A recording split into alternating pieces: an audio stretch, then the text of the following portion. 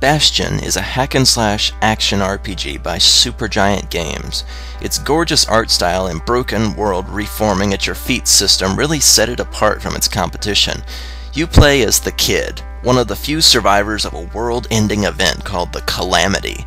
The Calamity shattered the entire world and left only a few floating islands and locations to explore.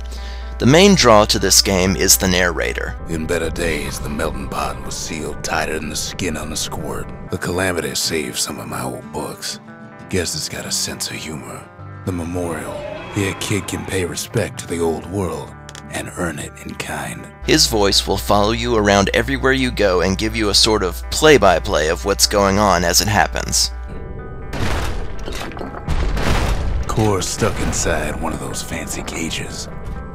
He throws a switch. Now what could possibly go wrong? This alone makes for a game that you must listen to overall. This isn't one of those games where you can put on music or a podcast or something while you play. I found myself hanging on to this guy's every word and loving every minute of it. The Kid finds himself at what is soon called the Bastion, a sort of seed-like town that grows throughout the game's progression.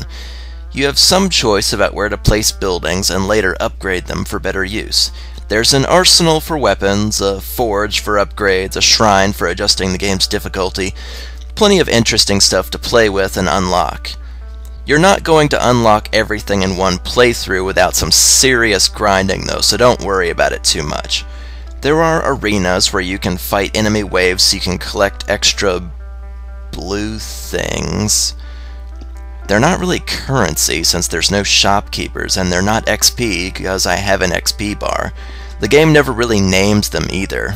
Weird, considering they're the most valued resource you want. Using the blue things, you can upgrade your weapons and such to stand up to the meaner baddies that are throughout the game. The levels are short, but told in the style that the narrator's giving them to you, they pretty much have to be. The Kid hacks and slashes through various locations looking for crystal cores to help the Bastion grow. Yes, this is a collect the crystals game, but they're not really any particular crystals. They're more treated like special minerals than anything else. There are many throughout the world, and they're what's holding together the locations that you visit. Ergo, once you visit a level and take its core back to the Bastion, you can never go there again. Ever. It's gone, swallowed up by the Calamity. Never mind the ruins, delicate ecosystems, and other places that are clinging to life everywhere. You've got a town to build. Once the Bastion reaches its full size, I did notice that we were missing something. Houses.